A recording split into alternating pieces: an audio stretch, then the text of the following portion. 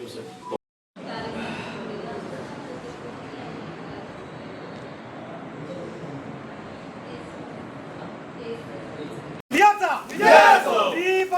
Party of इंडियाचा doctor Babasaheb आंबेडकरांचा doctor Babasaheb आंबेडकरांचा। आज या सरकारतर्फे उपवर्गीकरणाचा घाट जो घातलेला आहे त्याला पूर्ण समाजाचा अजिबात पाठिंबा नाही आहे आणि सगळ्या समाजाचा विरोध आहे।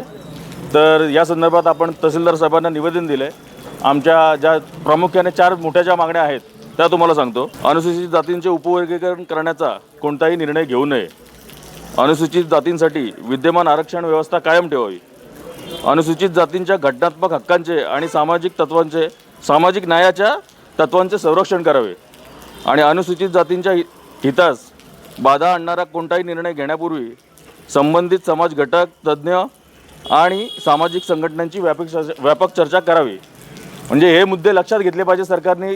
जरी तुम्हाला उपवर्गीकरण करायचं असेल तरी या सगळ्या घटनांचा किंवा या सगळ्या मुद्द्यांचा पहिले विचार करावा आणि त्यानंतरच या संदर्भात जो काय निर्णय आहे तो घ्यावा। तर याला आमचा पूर्णपणे विरोध आहे। या संदर्भात RPI पक्षाच्या वतीने कर्जत तालुक्याच्या वतीने तहसीलदार साहेबांना निवेदन देण्यात आलेलं आहे।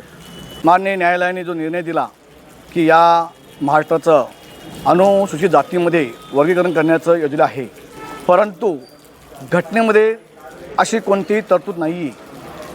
आर्टिकल 341 नुसार अनुसूचित जातींचं वर्गीकरण हे 59 जातींचं वर्गीकरण 13% मध्ये केलेलं आहे आणि मग घटनेमध्ये एका जातीला जर आरक्षण दिलं गेलं तर ह्या वर्गीकरणाचं आणि ह्या आरक्षणाचं पूर्ण उल्लंघन होईल असं घटनेने नमूद केलेलं आहे।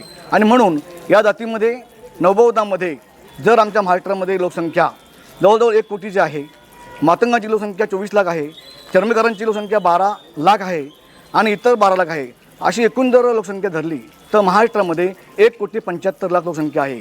या 1,75,00,000 59 जातींमध्ये 13% आरक्षण आहे। हे कायम राहावं, याचं कोणत्याही प्रकारचं वर्गीकरण करण्यात येऊ नये आणि जर करण्यात आलं असेल आणि लोकसंख्येनुसार जर वर्गीकरण दिलं तर आमच्या नवबौद्ध महार जातीला त्या ठिकाणी 8% वर्गीकरण मिळू शकतं, चर्मकारांना 1.5% वर्गीकरण मिळू शकतं आणि मातंगांना सुद्धा 1.5% मिळू शकतं। अशा प्रकारे वर्गीकरण जर केलं, व्हेरिफिकेशन केलं तर या महाराष्ट्रामध्ये वर्गीकरण केलं तर या आरक्षणाला त्यामध्ये बाधा येते।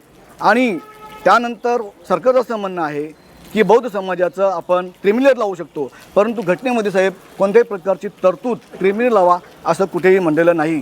आणि जर बदल समितीने असा अहवाल दिला असेल तो बाकीचा अहवाल त्यांनी घेऊन अहवाल दिलेला आहे, हा तातुरमात्र अहवाल आहे, हा अहवाल आम्हाला मान्य नाही। जर यासाठी आम्ही जर महाराष्ट्रामध्ये 1 कोटीच्या हरकती घेतलेल्या आहेत, मग त्या हरकतींचं निरसन झालं आहे का? नाही झालेलं आहे। आणि म्हणून या ठिकाणी जरी सर्वोच्च न्यायालयाने निर्णय दिला असेल तरी या ठिकाणी संविधान सर्वोच्च आहे हे लक्षात घेणं महत्त्वाचं आहे आणि म्हणून सर्वोच्च न्यायालयाच्या निर्णयानुसार हे अधिकरण किंवा हे वर्गीकरण होऊ नये अशी आमची कर्जत तालुका RPIच्या वतीने मागणी आहे। जय।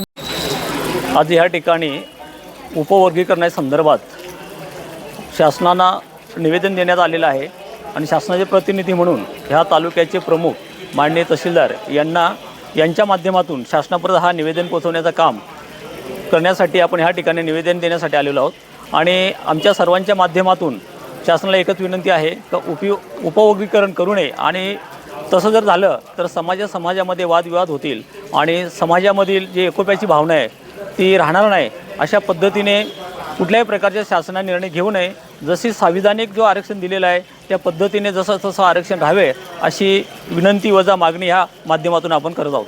कारण उपवर्गीकरण हे आम्हाला कुणालाच मान्य नाही आहे, कारण यामुळे समाजामध्ये तेढ निर्माण होईल आणि मातंग समाजाचे जे आरक्षण आहे त्यांना आरक्षण मिळणार नाही। आणि या संदर्भाचं निवेदन आम्ही तालुक्याच्या वतीने आणि महिला आघाडीच्या वतीने तहसीलला देण्यात आलेलो आहोत। रिपब्लिकन पार्टी ऑफ इंडिया शाखा तालुका कर्जतच्या वतीने माननीय तहसीलदार साहेब यांना रिपब्लिकन पार्टीच्या वतीने आणि सर्व धार्मिक संघटनेच्या वतीने एक निवेदन देण्यात आलेलं आहे। या उपवर्गीकरणाच्या निवेदनासंदर्भात शासनाची जी धोरणं आहेत, शासन पहिला मराठी OBCमध्ये भांडणं लावली, दुसरी आदिवासींमध्ये भांडणं लावली आणि तिसरी SCमध्ये म्हणजे जातीमध्ये भांडण लावायचं जे काम आहे ते या शासनाने थांबवलं पाहिजे। जर थांबवलं नाही तर महाराष्ट्रभर याचे प्रतिसाद उमटतील आणि मोठ्या जातीय दंगली होण्याचा संभव आहे। तरी आमची एक या शासनाला विनंती आहे का रिपब्लिकन पार्टीच्या माध्यमातून आम्ही जो निवेदन दिलं आहे हे तुम्ही राष्ट्रपतीपर्यंत पोचवा आणि त्यामध्ये आमच्या ज्या तक्रारी आहेत ते तुम्ही तिथपर्यंत त्यांना सादर करा.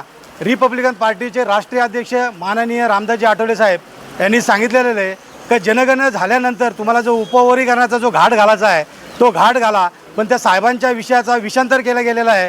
पण साहेबांनी आज अख्ख्या महाराष्ट्राभर सर्व तहसील असतील, जिल्हे असतील, शहर असतील, सर्वांच्या वतीने महाराष्ट्रभर निवेदनं आंदोलन करण्याचं आज 27 तारखेला जे नियोजन केलेलं आहे त्या संदर्भात आम्ही आज तहसीलदार, पोलीस स्टेशन यांना निवेदन सादर केलं आहे. तरी शासनाने असे काय उपवर्गीकरण करू नये हीच आमची त्यांना विनंती आहे.